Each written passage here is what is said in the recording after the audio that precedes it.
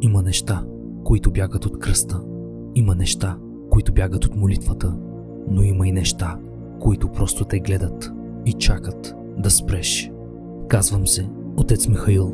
30 години съм служил като свещеник в планински, гранични и забравени села. Прогонвал съм успешно, многократно, но тази история не е за това. Тази история е за онова, което не се гони.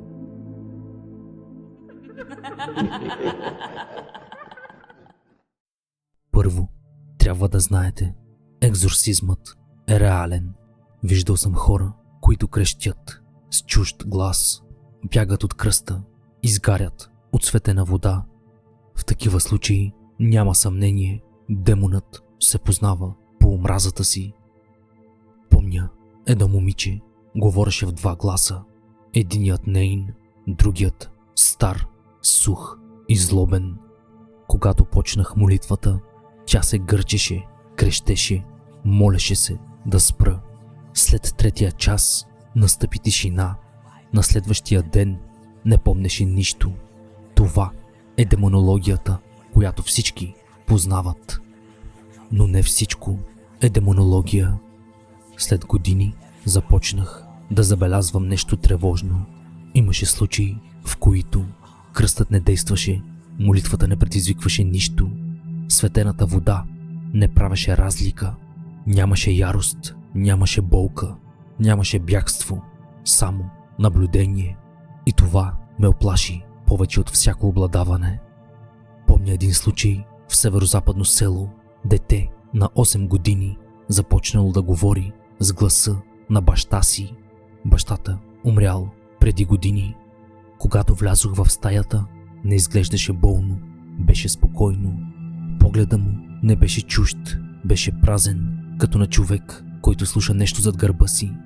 Започнах канонично, в името на Отца и Сина. Резултат няма. Светена вода. Резултат няма. Когато казах "назови се", гласът не отговори, просто смени тембъра и започна да шепне имена на мъртви, на живи. Тогава разбрах, това не беше в детето, той беше между нас. Хората говореха, че това е мамник, същество по-старо от религията. То имитира, примамва, говори с глас, не с тяло. И тук екзорсизмът беше безсмислен. Няма кого да гониш. Затова прекратих ритуала, оставих желязо на прага, казах да не се произнасят имена на глас. Казах още да се остави хляб и сол без кръстене. Тогава си тръгнах. Не благослових, не проклех, само казах: тук повече няма да служа. Имам още много подобни случаи. Един такъв беше от Родопите. Момиче, което при всеки вятър ставаше и тръгваше към гората. Не крещеше, не буйстваше, само слушаше. Когато започнах молитвата, свещите започнаха да гаснат. Не от течение, от нещо друго. Когато казах "назови се", гласът прошепна: аз съм място, не съм име. И тогава усетих студ не върху кожата, а вътре, в гърдите. Разбрах, това не беше демон, не беше паднал ангел, това беше нещо от гората, не от ада. Прекратих. В отчета си написах: не мога да гоня това, мога само да препоръчам тишина. И до днес си мисля, че това беше, както казаха селяните, самодива. Случаите от селата винаги са били най-странните и най-страшните. Имах друг такъв случай край една стара воденица в старо планинско село.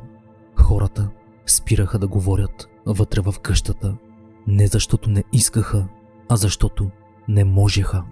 Гърлата им пресъхваха, езикът тежеше, думите не излизаха. И когато влязох, усетих същото. Молитвата ми засядаше в гърдите. Не можех да произнеса дори "Отче наш", но умът ми беше ясен. Това беше най-страшното. Хората казаха: че това е същество, което наричали мълчалник. То не плаши, не напада, не говори, то просто изключва гласа. Тогава си спомних старо правило. Там, където няма глас, не се казва име. Не извърших ритуал, оставих желязо до вратата, наредих никой да не говори вътре след залез. След седмица хората може ли да говорят отново? През целия ми живот съм имал какви ли не случаи, кой от кой по-страшен. Помня, че ме повикаха заради един стар път през гората. Хората изчезваха нощем, не намираха тела, само дрехи. Когато отидох, усетих веднага, това не беше демон. Демоните искат душа, това искаше тяло.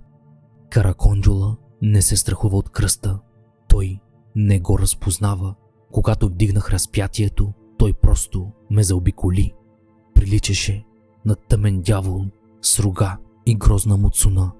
Не ме нападна, не избяга, просто продължи. И тогава разбрах, това не е духовна война, това е екология, не се гони, ограничава се, поставят се граници, палят се огньове, оставят се знаци, но не се чете молитва. Няма как да не споделя за един от най-зловещите ми случаи, ако не и най-зловещия. Това се случи в планинско село, където стар Параклис стоеше сам на кръстопът между гора, река и изоставени ниви. Хората не влизаха вътре след залез, не защото ги беше страх, а защото, както казваха, вътре винаги стои някой зад теб. Не те докосва, не диша, не говори, просто усещаш, че стои. И колкото по-дълго си вътре, толкова по-силно усещаш, че ако се обърнеш, ще стане нещо необратимо. Първо отишъл кмета, излязъл след минута, блед, с ръце на слепоочията.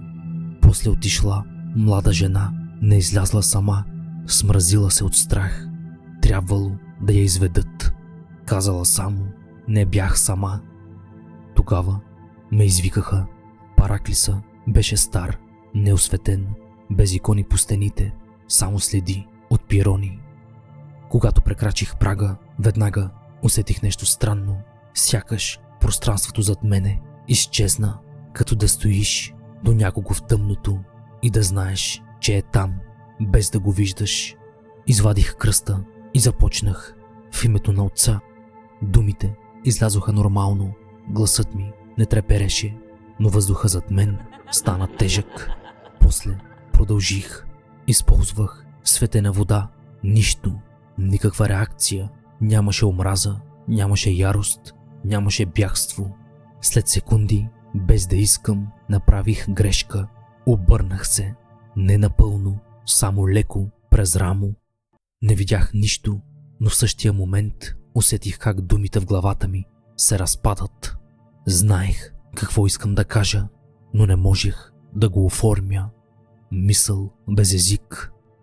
Опитах пак Отче наш, нищо, езикът ми тежеше, гърлото беше сухо и тогава разбрах, това не иска да ме нарани, то иска да ме изключи.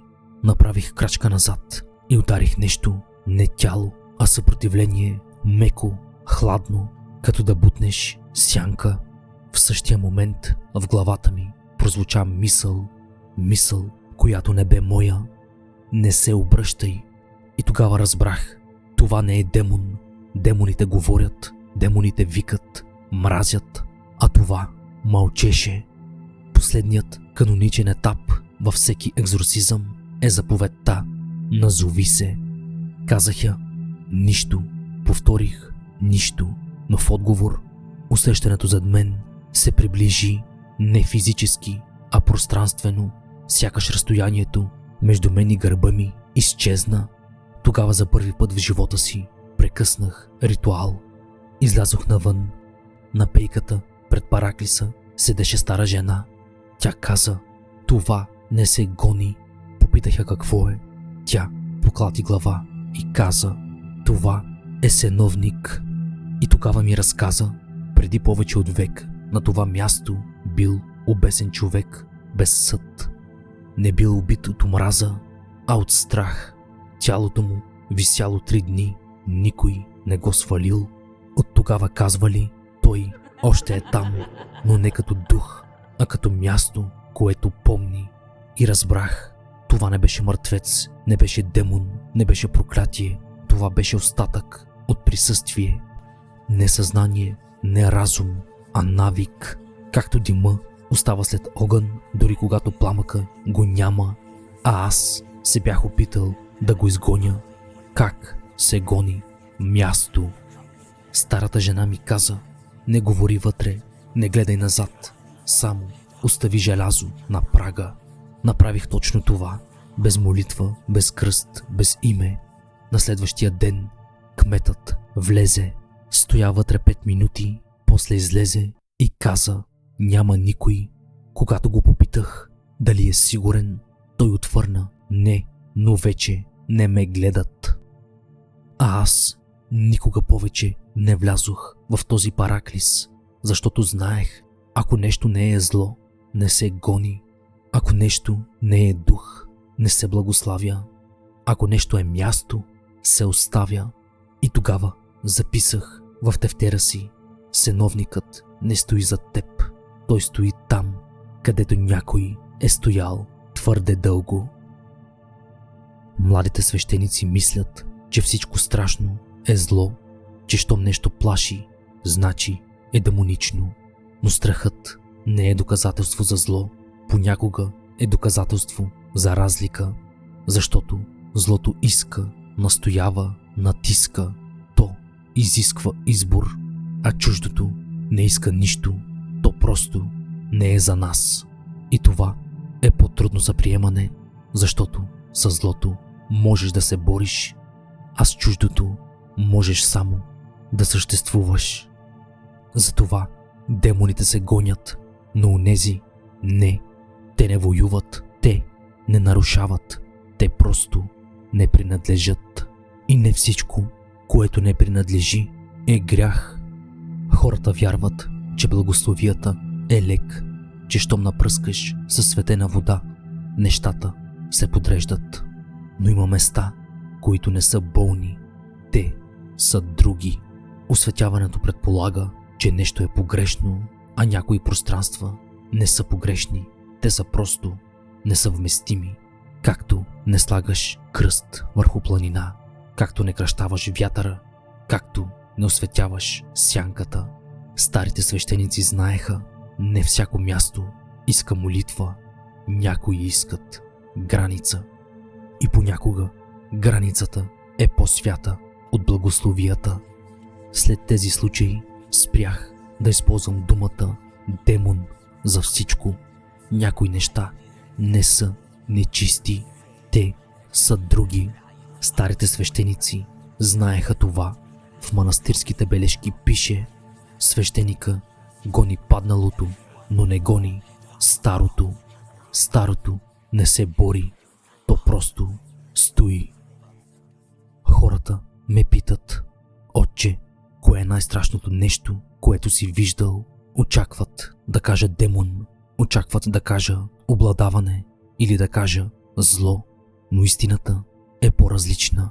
Най-страшното е нещо, което не реагира на молитва, не бяга от светлина, не мрази Бога, а просто остава, защото злото се разпознава по борбата, по съпротивата, по омразата, но онова, което остава без да спори, не можеш да го победиш, не можеш да го убедиш, не можеш дори да го наречеш. И тогава разбираш нещо, което не пише в нито една свята книга, че има моменти, в които свещеникът не е войн, не е лечител, не е съдия, а сам свидетел. Ако свещеникът замълчи, това не е знак за безсилие, това е знак за знание. Знание, че не всичко иска да бъде изгонено, че не всичко е зло, че не всичко е битка.